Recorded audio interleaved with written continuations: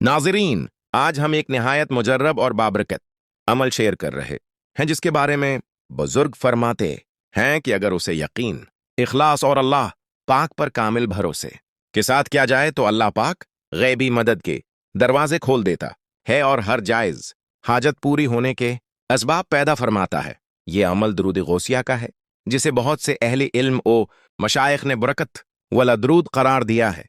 अमल का तरीका बहुत आसान है। रोजाना बावजू कबला रख बैठ जाएं।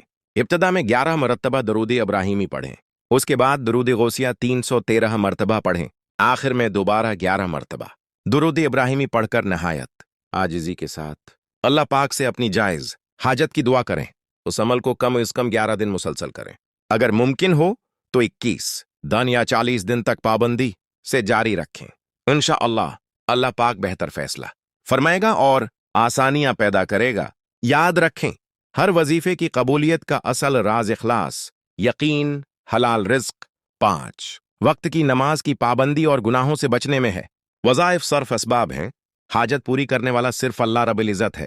अगर आपकी दुआ में ताखीर हो तो मायूस ना हो, क्योंकि अल्लाह अपने बंदे के लिए वही फैसला फरमाता है जो उसके हक़ में बेहतर होता है। अल्लाह हम सब की जायज़ हाजात पूरी फरमाए, रिज्क में बरकत अता फरमाए, बीमारियों से शफा दे, परेशानियों को दूर फरमाए और दुनिया वो आखिरत में कामयाबी आता फरमाए। आमीन या रब्बिल आलमीन। अगर आपको ये वीडियो पसंद आए तो उसे अपने अजीजों के साथ जरूर शेयर करें ताकि ज्यादा से ज्यादा लोग इस बाबरकत अमल से फायदा उठा सकें।